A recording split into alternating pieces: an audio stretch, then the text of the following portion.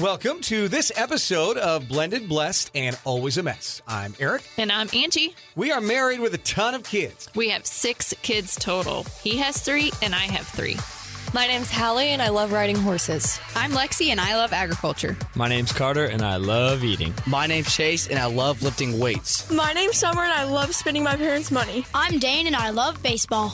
Our show is about our blended, blessed, and always a mess life. And our hope is if you find yourself in the same situation we are in, that by sharing our story, all the fun and all the mess, the challenges we are experiencing, it will give you some inspirations, laughs, and community, knowing you are not alone in this mess. We appreciate you spending time with us. Let's dive in. Welcome to this week's episode of Blended, Blessed, and Always a Mess, where we are live this week. Last week, you got like a greatest hits. We were on spring break, and we shared with you Angie's podcast with our friend Heather Petty from a couple of months back. And that was the first time you'd done something like that. I was really proud of you. I thought you did a good job of being vulnerable and sharing with an audience that's not your own the experiences in life that you've been through. And that takes guts, honey. Well, thank you. I mean, it was really good. This week is taking guts as well. Every day takes guts. Yeah. That's what I'm learning is that every day is a challenge. My friend Molly reached out to me tonight when I was driving home. And I think sometimes people just know where you're at. Molly's been a client of mine for about 13, 14 years. She owns a great little restaurant here in town. And the first time that I met Hallie, we went to her restaurant. I almost reached out to her a couple of times this week because it's been hard. And I was driving home from work and I got a text from her that just said, thinking of you and Angie with a heart. And I thought, I've almost reached out this week because she always brings me comfort. She's about 15 years older than I am. And there's just wisdom, I think, sometimes when you've lived a little bit more life. And she always brings me comfort when we talk. So for her to reach out and to kind of know that meant a lot. And I said to her, I almost reached out a couple of times. It's been a really hard week. She just said, there's no words. There's no platitudes. Nothing I can say other than both of you have been in my heart and on my prayers this week. And I just thought that was... I do love the random reach outs. I think it's important. Had quite a few this week. I even received a super cute gift in the mail from 2 ladies that I work with. And it was a blanket that had on it the birds on my tattoo on my wrist that matched and super thoughtful. And they just basically said, just want to let you know we haven't forgotten and we're here for you. So I love when people randomly reach out just to let them know that they're thinking about us. It means so much. I tell everybody, thank you so much. I totally appreciate the prayers, just sweet little text. I think it matters because people are like, oh, things getting better. No, not getting better. It's not getting better. It's not going to. Yeah. This level of loss and pain, it doesn't go away. You have to figure out how to live with it and move forward, not move on. You move forward. That is the key. If you're going through significant loss, what Andrew just said is the super key to that. You never move on. You just keep moving forward. So our hearts are completely changed. And Angie has said this several times over the last several months, but really in the last month for sure.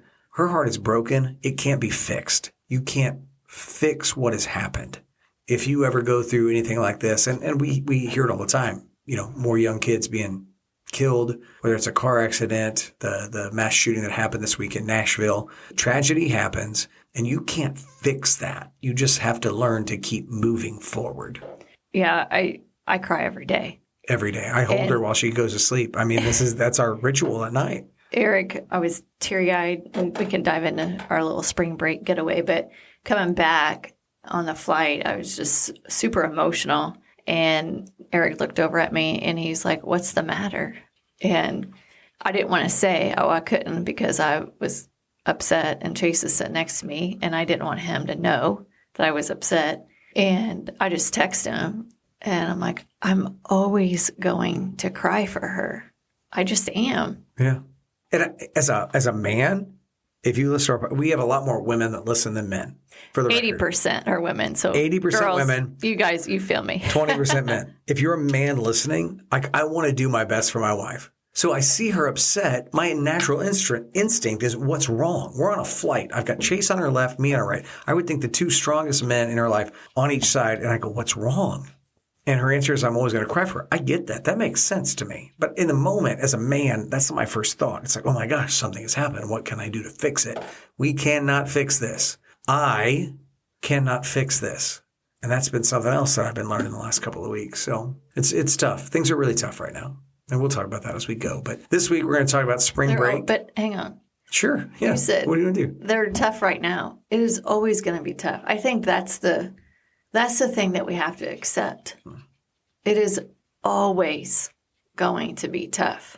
And that is the brutal reality. And that's hard for me. Yeah. It's hard for me because I keep thinking, when's this going to end? Yeah. It's not going to end for me as a mom. No. And It's not. it doesn't end. Yeah. I don't know what to say to that. You're right. I don't. But we all do it. I do it too. Like, I think, well, let me get what's those steps to get through this. Yeah. We can't get through grief and you're And fine. at the end of the day, it's always going to be hard. When I'm 80, it's going to be hard. It can be hard. Yeah. It's just always these reminders when the kids have their own kids. It's going to be like, oh, damn, Hallie didn't get to have her own kids. Yeah. I actually think about. I thought we were supposed to talk about something We fun. are. We have missed everything. We're supposed to talk about spring break. We're missing it all. I think about any of us on our deathbed. Can I be honest about that for a second? Since we're going off the rails, I was just thinking today, like if I was on my deathbed, if any of our siblings, parents, my mom, your mom and dad, all I can think about is you get to see Hallie. Oh, Well, you get to be with Hallie. That's all I think about. I thought about that today driving. Because we've got tornadoes in the air, and I thought, if I got swept away today, what would I think? I get to be with Hallie. That's what I'm thinking. it's so different when you lose a child. As a mom, you can't fathom what it's like to not have a kid here with you. And so even when we're going to dive into spring break eventually, but on our flight out there, it was bumpy. And I think most of us thought, okay, well, we'll either blame it on Hallie, like, okay, Hallie, that was Carter's thought, lighten up a little bit. But, I think some of us thought, I know I did, I know you did. I did. Okay, well, I mean, if whatever happens, then I'll get to see Hallie. I'll see Hallie. That was my first thought. It just doesn't, you can't comprehend, right, what that feels like to know, if you believe in God and you believe that they are somewhere else, she's in heaven, to know that you have someone on the other side that's your own, that's waiting for you. It's so different with the parent because that's a natural thing that happens. This is so unnatural. And it was a hard week this week because of the Nashville shooting. I just naturally, my heart aches for those moms. Those 3 mamas that lost their kids. And one named Hallie and spelled the same way. For God's sake, as soon as I saw that, my heart broke again. But I just ache for them because I know that pain that will never go away. Anyway, we took the kids on spring break. Real quick, we used to be married, and I would say to you all the time, I hope I die first. This is before Hallie passed. And I would just say, I hope I die first. Because I just think you're a better mom and you can take care of things better than me. And now when I think about that, I don't care if it's you or me. But I don't want it to be one of those things where this is weird. Okay, if you think this is weird, I totally understand. I'm sorry. Then I can tell you to edit it out. I'm not going to edit this part out. You can. She does that a lot. She's like, edit that out. I'm not editing this out. This is a true feeling that I have. I used to think, people die. You could die in your sleep, right? And so, we could wake up one morning, one of us is in here in our 70s or whatever. It could be our 30s, whatever. I guess we're in our 40s. Anyway, and that's just that. I hope at this point, whether it's you or me, maybe it's one of our parents, that they're passing and they can look at us still and go, I see her. Mm-hmm. And let us know it's okay, right? Like, I see her. I see her. I already had that conversation with my mom and dad. Yeah. If either one of you go, please. Yes. Send me something. Yes. I see her. It's okay. That's what I want to know. And that's different. Like, that's different than what you and I are used to thinking about. And I'm not editing that out. Okay. So, Okay, but spring break. Now let's talk about We're spring 10 minutes in, spring break. So I absolutely love showing kids things for the first time. So anytime we plan trips, especially the spring break one, I always try to think of something that they've not done before or a place they've not been before. I also don't like going back to the same place twice. So this time we decided after doing some research that we'd take the kiddos to Phoenix.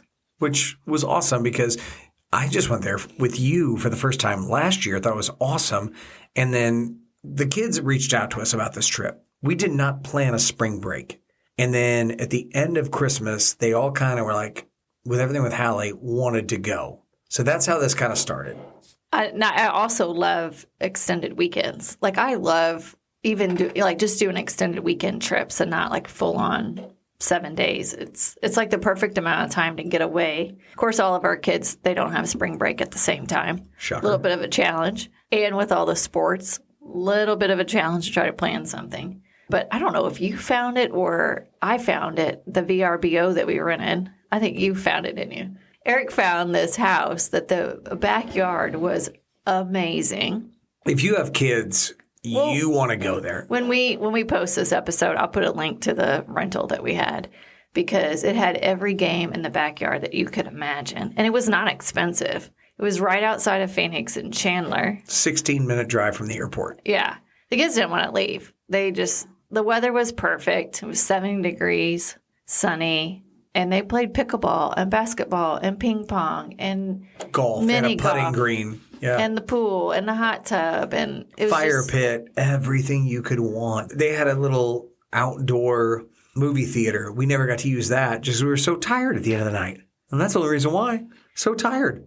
Yeah. So we flew Thursday night out of the KC new terminal, Kansas City, Missouri, MCI airport. Good on them. Super awesome. They oh my God. crushed that new terminal. The food scene is amazing. The art, the design, the technology in their parking garage. It's all amazing. And let's be honest, we are a St. Louis flyer because it's an hour and 40 to St. Louis airport. It's 2:10 to Kansas City. I'm going to fly KC every time I can. St. Louis, you better step it up. Your airport's not good, and the new MCI, amazing. We get there Thursday night. After our turbulent flight. Yeah, it was a little bit rough.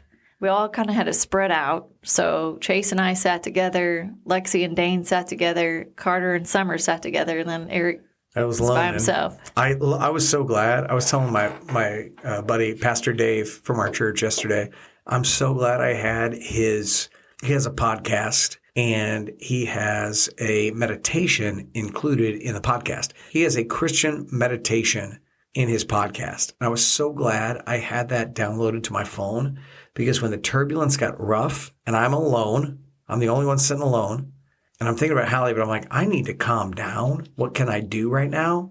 And I knew I had Pastor Dave preaching Jesus on my phone in a podcast form of meditation that I was able to listen to for about 15 minutes to calm myself until the turbulence calmed down. That was helpful, I would just say. Yeah, so we made it, landed there. Another travel hack, if you don't already do this, is Instacart. I had already ordered groceries and had them scheduled to be delivered at like 9:30 at night. She's a badass. I can still function in the hell that I'm living in. We pulled into the driveway of this place at like 10:30. And within an hour before, all the groceries had been delivered. It was fantastic. So I told Aric, I'm like, during the day, I just want to chill. Like, I just want to lay out outside and just watch the kids live their best life. So that's what we did. Friday, I didn't do shit. That's okay. I laid out outside. You made breakfast. I did. I made breakfast for the kids. And then I did nothing. Something else that I love doing is also surprising the kids with different things to do that they don't know about, which drives them crazy, but I love it. So we had a surprise for them Friday night to do these UTV rides through the desert. Went up to the top of a mountain. It was so beautiful. It was so beautiful. So we had 2 UTVs. We get there, and for whatever reason, I've done this before, but they usually give you like a scarf to put over your mouth and nose because it gets really dusty. This time, this place had us wear I mean, it looked like we were bank robbers or something. We had to wear these masks that covered our entire face. Only just our eyes were kind of Summer's like, the fashionista of the family. Like, what the hell is this? That we have no to one wear? can see you, Summer. It's fine. Yeah, it looked like we joined a cult or something. I don't know. It was awesome. It was awesome. I will tell you, I had PTSD. It was total trigger for several of us as we're sitting in our UTVs getting ready to take off. And they also had an AR shooting range. And so as we're sitting there, you could just hear guns going off. And it's just like instant trauma, instant panic, anxiety. Yeah. Could not get out of there fast enough. And obviously, we weren't even there when Hallie's incident happened. So it's not even like we heard the shot, but in your mind, you just replay over and over what happened, and in an instant that something could go wrong. And so that was traumatic. Me too. It was like, get me out of here. We were in separate vehicles. We couldn't even see each other. See each other. And I knew exactly what you were thinking, and I was thinking it. It was like, come on, we got to go, we got to go, we got to go, we got to go. And so I was glad we did. But other than that, we had a great time with the kids. They loved it. We let Chase drive. We let Summer drive. Carter drove. Lexi chose not to drive. I drove. Yeah, it was fun. It was a good time. It was fun. It got a little chilly at the end, but it was fun. We did not dress appropriately for the Arizona desert at that point, but great time. Got home and loved the weekend. Like, to see the kids interact together. Is it perfect? No, it's never been perfect with our crew. We're always honest about that. Are there arguments? Yes. We were playing sports competitions for 2 to 3 days. Basketball, pickleball, golf, bags, everything. We had some people that sometimes when they lost it. Maybe, might have been a pickleball club or racket. What do you call those? Paddle? A paddle. Maybe have gotten broken. Yeah.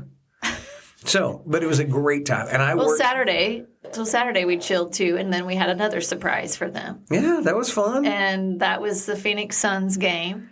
Our friend, Sophie Cunningham, the mayor of Columbia, she is affectionately known as the mayor of Columbia, Sophie Cunningham, set us up with tickets to the Suns game on Saturday night, and the kids had a blast. And there's a little bit, I would just say Friday night, Saturday night, I played with the kids all day, every day. Is that fair to say? Oh, not that. That's on my notes for later, but yes, nonstop. It was, Dad, can you play pickleball? Dad, can you do this?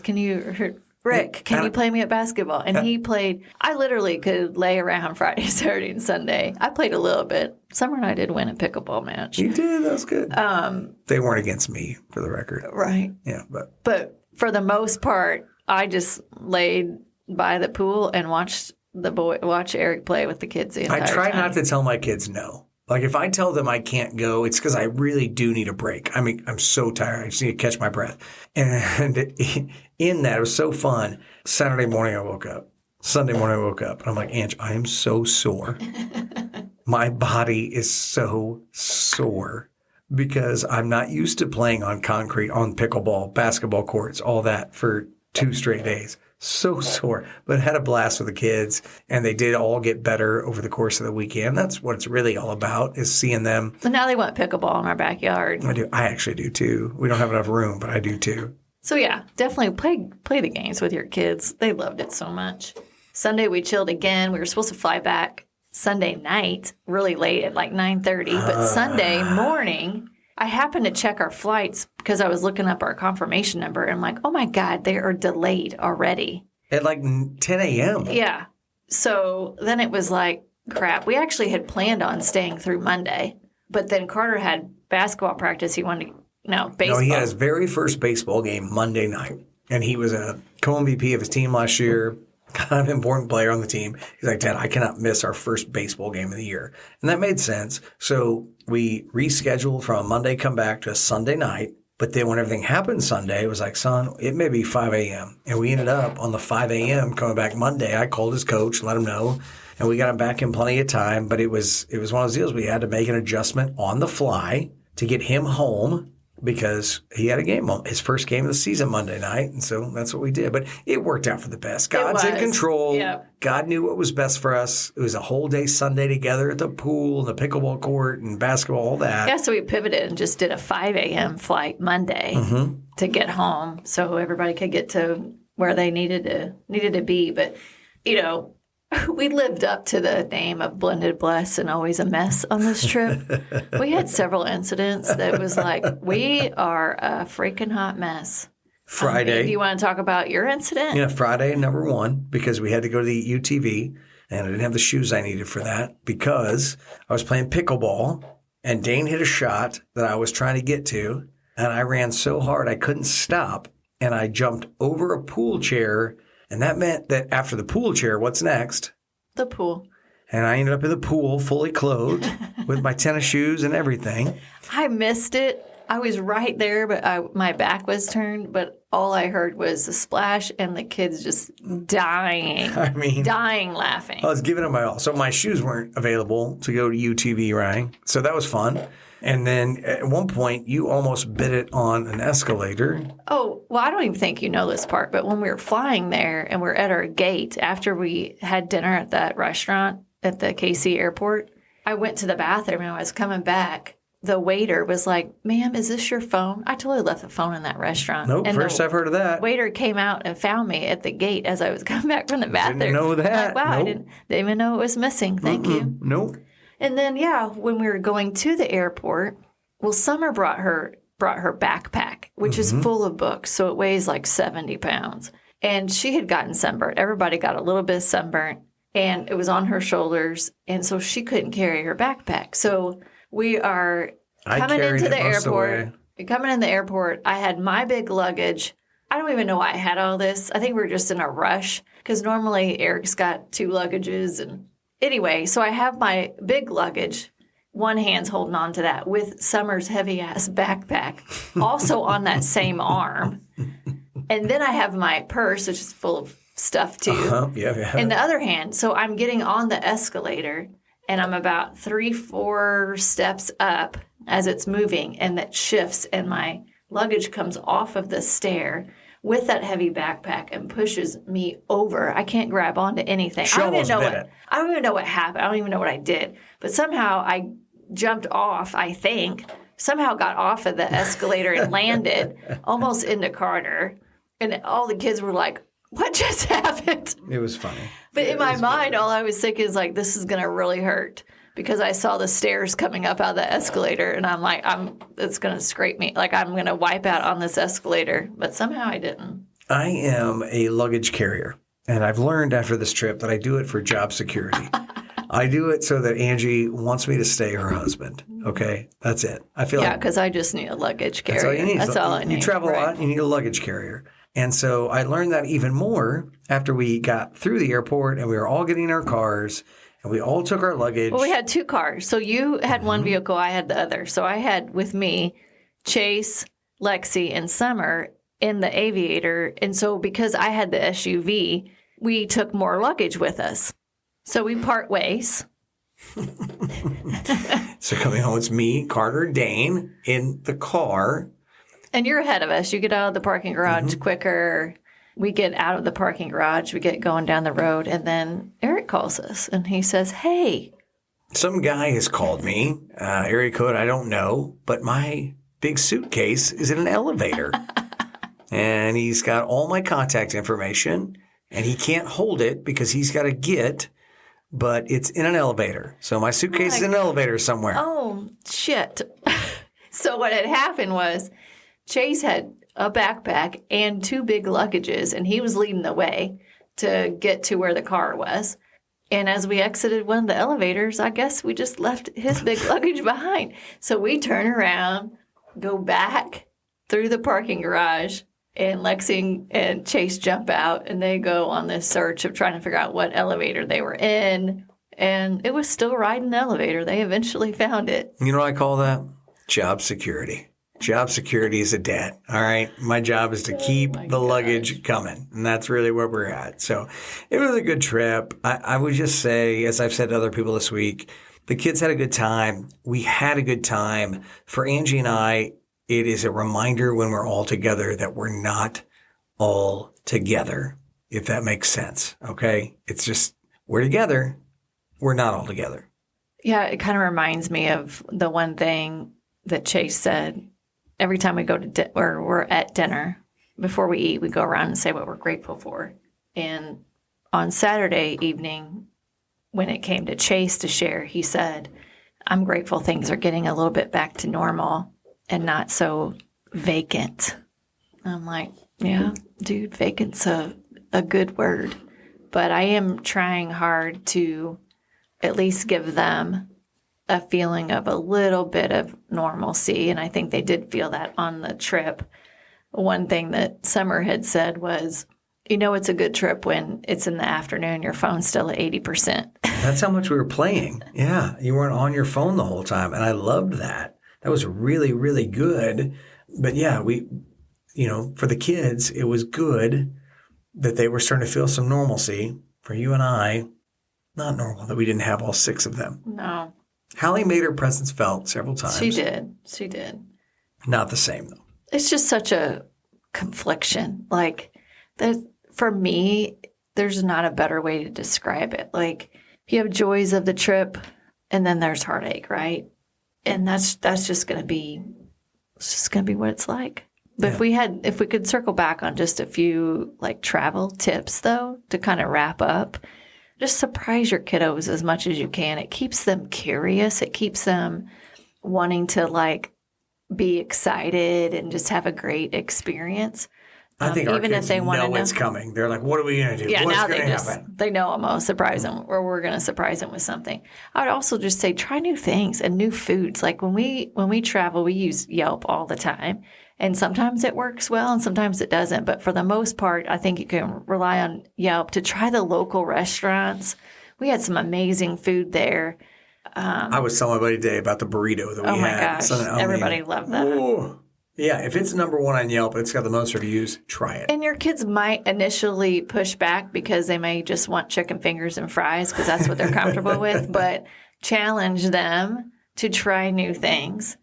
And like I said, Instacart's a must.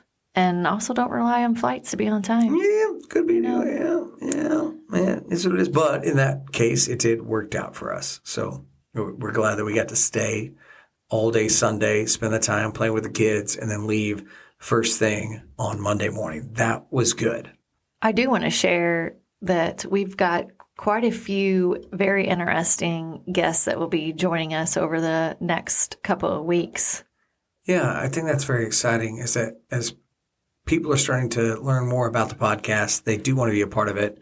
And it's from different perspectives. Some are blended family. Some are just coming through they've had a hard life from the time they were little kids. And they're bringing it up and they're seeing positives and ways they can share that and help other people. And I think that's what this podcast is becoming, right? Because as we've seen through Hallie, is that she had a heart for people that were in need. And so this isn't anymore strictly a podcast for blended families. It's becoming more a podcast for all those that are in need, all those that have a heart that are hurting, all those that are hoping to find help somewhere. And so I think it's cool to have. And sharing positive messages of like, hey, you can get through the suck. You can. You can spread your wings and fly. I think as we wrap, I definitely want to pray for all the moms out there that are hurting because of losing their children or just worried and stressed about their kids, that they find peace and comfort in God's plan. And, and that prayer also includes me. But that's how I want to wrap, is just sending prayers out there for all the mamas that maybe are struggling. Yeah, I think that's fair and beautiful too. I mean, it's every day we're losing kids, whether it's shootings or car accidents or whatever it might be, cancer. It could be multiple things. Parents are losing children. They're in the same awful situation. And we just know how painful that is and how life-changing that is and how it doesn't get better. And so we just want to pray for all of those parents and those mamas and the dads and brothers and sisters and everybody that's going through that. So our thoughts and our prayers and our hopes are with you. And we're here for you, building a community that can love and support you. We do love each and every one of you for reaching out weekly and letting us know that you appreciate the podcast. And we really do find strength and wisdom in the messages of the mamas that Angie has reached out, has made friends with, and they've been able to reach out and she's been able to get back in touch with. So thank you guys so much. And we appreciate you being a part of this week's episode and listening. Hope you have a wonderful week and God bless. Thank you for listening to Blended, Blessed, and Always a Mess. Follow us on Facebook, Instagram, and at blendedblessedalwaysamess.com. Reach out to us on any of our social channels. We would love to hear from you. Have a great week.